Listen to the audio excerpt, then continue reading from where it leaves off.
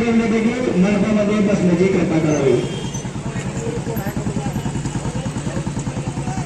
कर्मचारी एकजुटीचा, कर्मचारी एकजुटीचा, कर्मचारी संघटनेचा, कर्मचारी एकजुटीचा, भ्रष्टाचारी लेखापालाचा, भ्रष्टाचारी लेखापालाचा, भ्रष्टाचारी लेखापालाचा आमच्या मागण्या मान्य करा, आमच्या मागण्या मान्य करा, भ्रष्टाचारी लेखापालाचा, भ्रष्टाचारी लेखापालाचा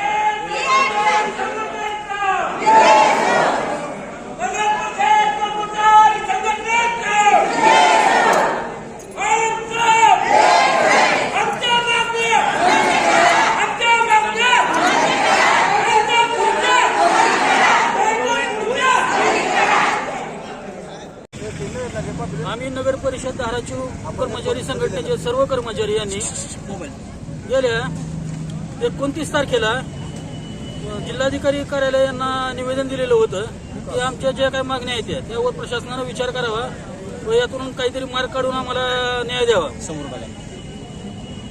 या अगोदरही 6 महिन्यापूर्वी आम्ही मागणी केलेली होती की आमचे जे सेवानिवृत्त कर्मचारी आहेत त्यांचे सेवानिवृत्तीचे वेतन तात्काळ देण्यात यावे। तसंच या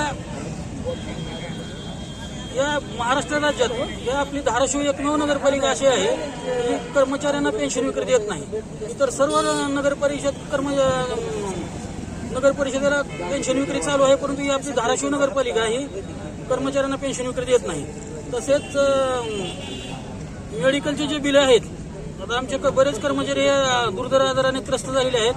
काही कर्मचाऱ्यांना कॅन्सरसारखा आजार झालेला आहे, ते 6 वर्ष झालं 6 महिने झालं सारखं चक्र मारतात की बाबा आमचे बिलं काढा, परंतु प्रशासन त्याच्यावर कसलीही कारवाई करत नाही व त्याच्या विरुद्ध ते आमचे जे हे संवर्गाचे कर्मचारी आहेत त्या कर्मचाऱ्याचा तो कर्मचारी आजारी पडला की त्याचे बिलं दाखल केल्यावर तात्काळ त्यांचे सर्व बिलं निघतात ते, परंतु हे आमच्या गोरगरिबाच्या पाणी पुरवठ्याच्या तसेच त्या सफाईमधील कर्मचाऱ्याचे व इतर कर्मचाऱ्याचे हे बिलं काही काढत नाहीत।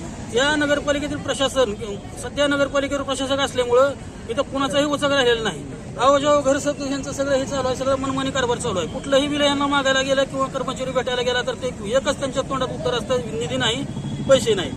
पैसे शासन आम्हाला 3-3.5 कोटी रुपये कर्मचाऱ्याच्या वेतनासाठी देते, त्यातले 1.5 कोटी रुपये हे आमच्या वेतनाला जातात व राहिलेले पैसे जे आहेत ते इतर कर्मचाऱ्यांचे देणे भाग असताना देखील त्यांनी काय करतात, शासनाला खोटी उसी पाठवतात की आम्ही सर्व कर्मचाऱ्याचे पैसे दिले व त्या पैशातून हे काय करतात, इतर बिलं कुणाची देयकं देतात ते त्यांना माहिती कुठे पाणी पुरवठ्याची देयकं देतात का अजून कुणाची गुत्तेदाराची बिलं देतात, परंतु आमच्या कर्मचाऱ्याची बिलं काय देत नाहीत। यामुळे आमच्या सर्व कर्मचाऱ्यावर आज उपासमारीची वेळ आलेली आहे।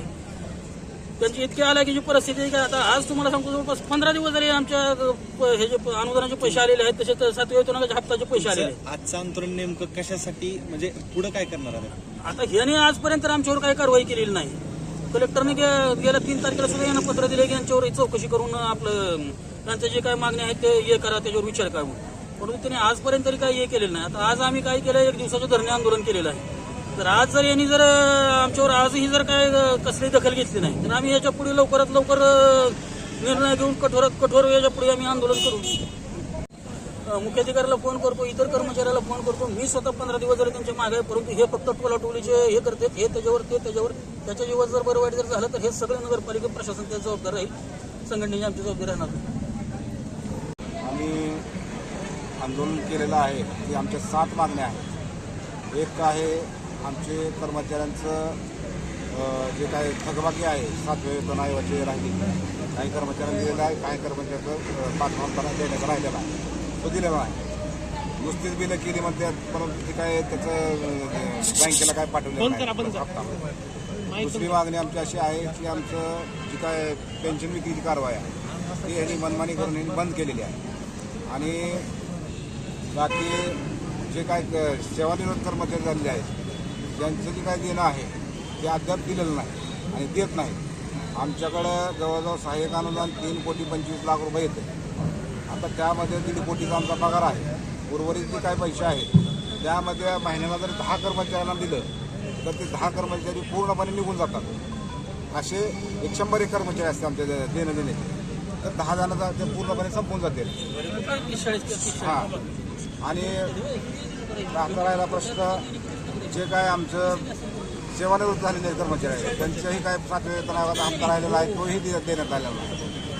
आणि पेन्शन विक्रीची कारवाई तात्काळ आता चालू करण्यात यावी ही आमची एक प्राधान्यानं पहिली मागणी आहे.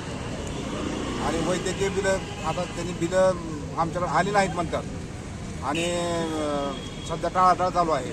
तर बिलंसुद्धा त्यांच्याकडे आम्ही पोच केलेली आहे, परंतु तेही ते लवकरात लवकर म्हणजे देण्याचं त्यांनी हे करायला पाहिजे, निर्णय घ्यायला पाहिजे, तो घेत नाही. आज आमचा त्यालीम शेख म्हणून आज सोलापुरात ॲडमिट आहे, तो कॅन्सरसारख्या आजाराने, तर ती आज जीवन मरणाची झुंजत आहे. आज त्याला पैशाची गरज आहे, परंतु त्याच्याकडे सुद्धा त्यांनी दुर्लक्ष केलेलं आहे. या सगळ्या कारभाराला सर्वस्वी जबाबदार कोण आहे असं वाटतं तुम्हाला? या सर्व कारभाराला आमचा अकाउंटंट थोडा मुख्याधिकाऱ्यांना म्हणजे व्यवस्थित सांगत नाही, तर त्याला आम्ही त्या अकाउंटंटला जबाबदार धरतो. आज 3रं वर्ष झालं मी रिटायर होऊन.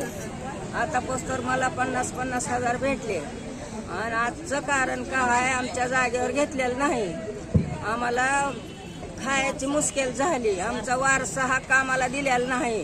मेलेल्या लोकांच्या जागेवर घ्यायले ते, जिवंत माणसाच्या घेणार ते. मग आम्ही खायचं काय?